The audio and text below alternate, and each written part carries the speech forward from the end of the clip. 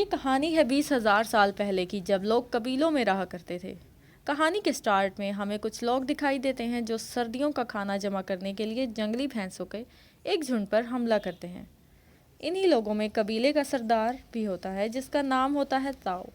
وہ لوگ بھینسوں کا شکار کر رہے ہوتے ہیں کہ ایک بھینسا کافی غصے میں ہوتا ہے اور تاؤ کے بیٹے کیرا پر حملہ کر دیتا ہے اور اسے اپنے سینگ میں پھنسا کر کھائی کی طرف بھاگتا ہے۔ یہ دیکھ کر تاؤ بھینسے پر نیزے سے وار کرتا ہے اور نیزہ لگنے کے باوجود وہ بھینسا کیرا کو کھائی میں اچھال دیتا ہے۔ اس کے بعد ایک ہفتے پہلے کا ریکیپ دکھاتے ہیں، جب قبیلے کے لوگ شکار پر جانے کے لیے تیاری کر رہے تھے۔ تب تاؤ کی بیوی اسے بولتی ہے کہ شکار پر کیرا کو مت لے جاؤ، وہ ابھی ان سب کے لیے تیار نہیں ہے۔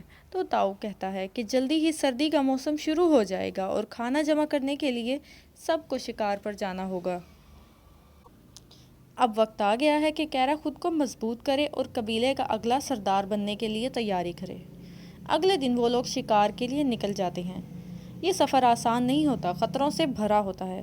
اس سفر میں ان کے کئی آباء و اجداد نے اپنی جان گنوائی ہوتی ہے، اس لیے وہاں ایک پتھروں سے بنا ہوا ستون ہوتا ہے۔ وہ لوگ پہلے اس ستون کے پاس جاتے ہیں اور پھر آگے بڑھتے ہیں۔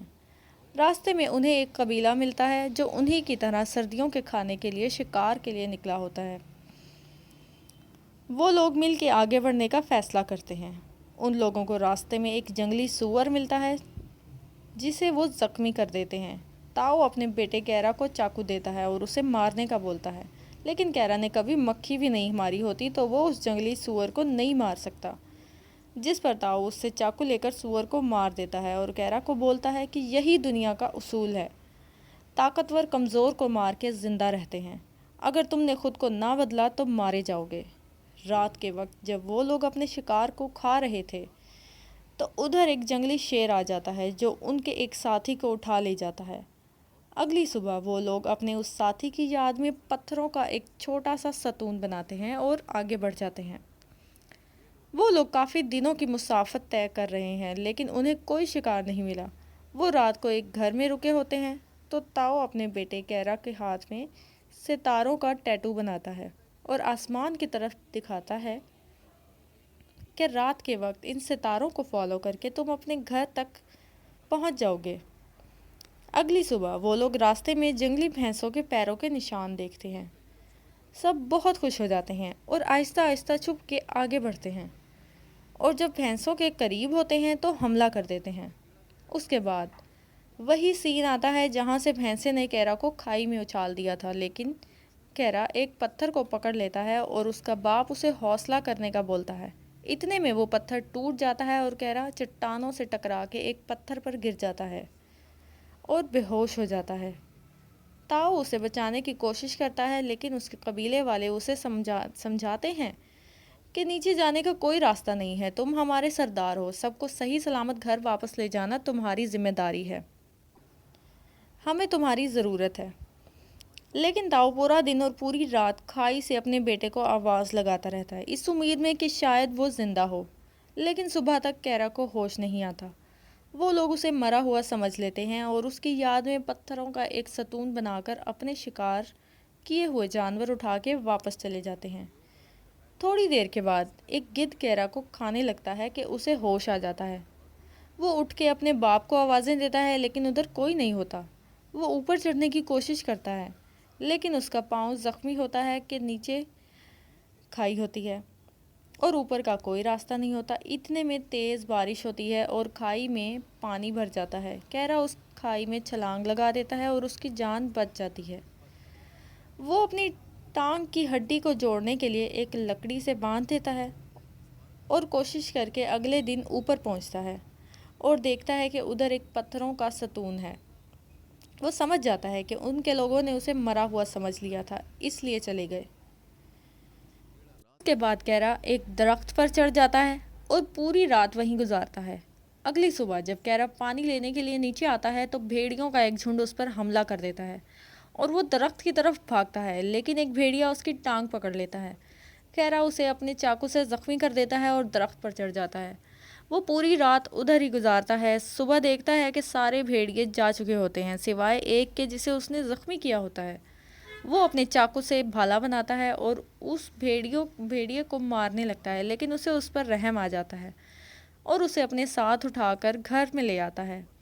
یہ وہی گھر ہے جہاں وہ اپنے قبیلے والوں کے ساتھ ایک رات رکا تھا۔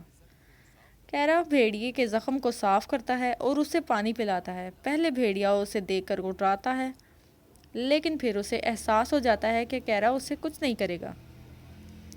کیرا زندہ رہنے کے لیے جو کیڑے خود کھا رہا ہوتا ہے وہی کیڑے اس بھیڑیے کو بھی کھلاتا ہے اور اس طرح ان کی دوستی ہو جاتی ہے۔ وہ دونوں زخمی ہوتے ہیں، اس لیے کچھ دن اسی گھر میں رہتے ہیں۔ ایک رات کیرا اپنے ہاتھ پر بنے ستاروں کے ٹیٹو اور آسمان کی طرف ستارے دیکھ رہا ہوتا ہے۔ وہ بھیڑیا سے کہتا ہے کہ مجھے گھر جانا ہے، اس سے پہلے کہ سردی ہو اور برف جم جائے۔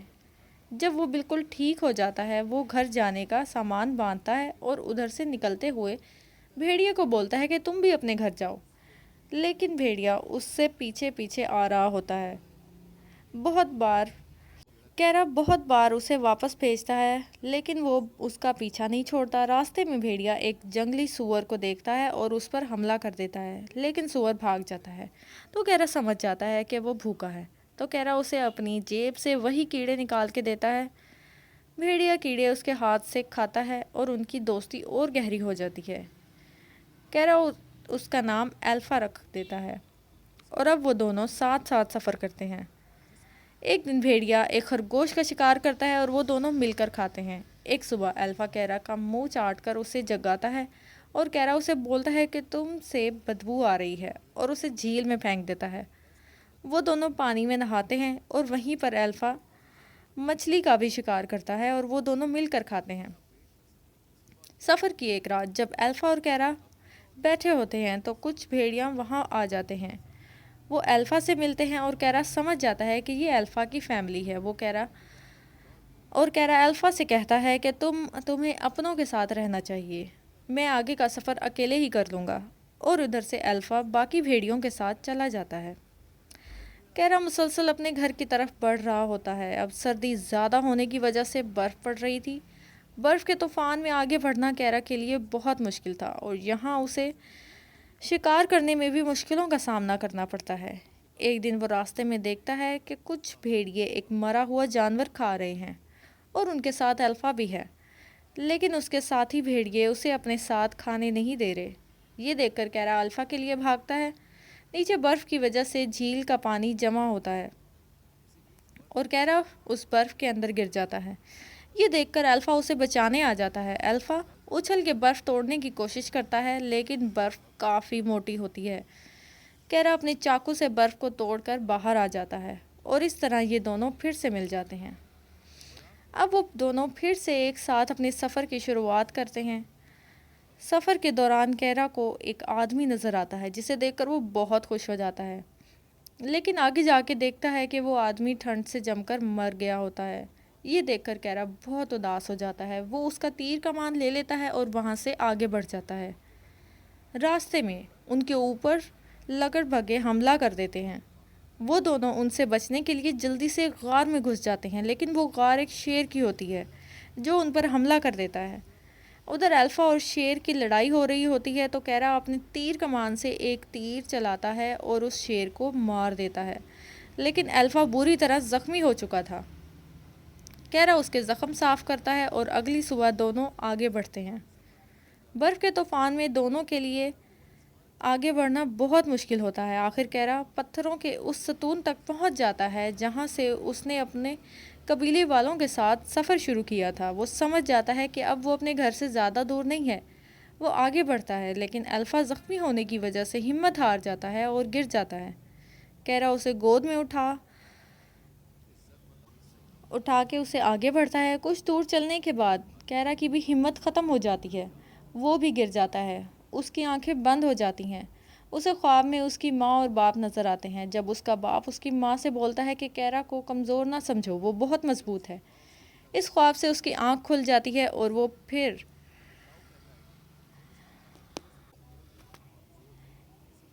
الفا کو گود میں اٹھا کر آگے بڑھتا ہے۔ جلدی ہی اسے اپنا قبیلہ نظر آ جاتا ہے۔ وہ الفا کو گود میں اٹھائے قبیلے پہنچتا ہے۔ سب لوگ اسے بہت حیران ہو کر دیکھتے ہیں کیونکہ آج سے پہلے کوئی بھی کسی زندہ بھیڑیے کو نہیں لایا تھا۔ کیرا کا باپ اسے سنبھالتا ہے اور کیرا بھیڑیے کی طرف اشارہ کر کے اپنے باپ سے کہتا ہے اسے بچا لو، اور پھر اس کی آنکھیں بند ہو جاتی ہیں۔ جب اس کی آنکھیں کھلتی ہیں تو وہ اپنے گھر میں ہوتا ہے۔ الفا بھی اس کے ساتھ ہی لیٹا ہوتا ہے۔ اسی وقت قبیلے کی عورت الفا کے بچے کو اٹھاتی ہے اور انہیں قبیلے میں خوش آمد کرتی ہے۔ اصل میں الفا ایک مادہ بھیڑیا ہوتی ہے اور پریگننٹ ہوتی ہے، اور یہاں وہ اپنے بچوں کو پیدا کرتی ہے۔ کیرا اسے بولتا ہے کہ اب سب ٹھیک ہو جائے گا۔ بعد میں ہمیں دکھاتے ہیں کہ اب دونوں ٹھیک ہو جاتے ہیں اور ایک ساتھ بیٹھے ہیں، اور الفا کے چھوٹے چھوٹے بچے وہاں پر کھیل رہے ہیں۔ ایک نئے دور کی شروعات ہوتی ہے۔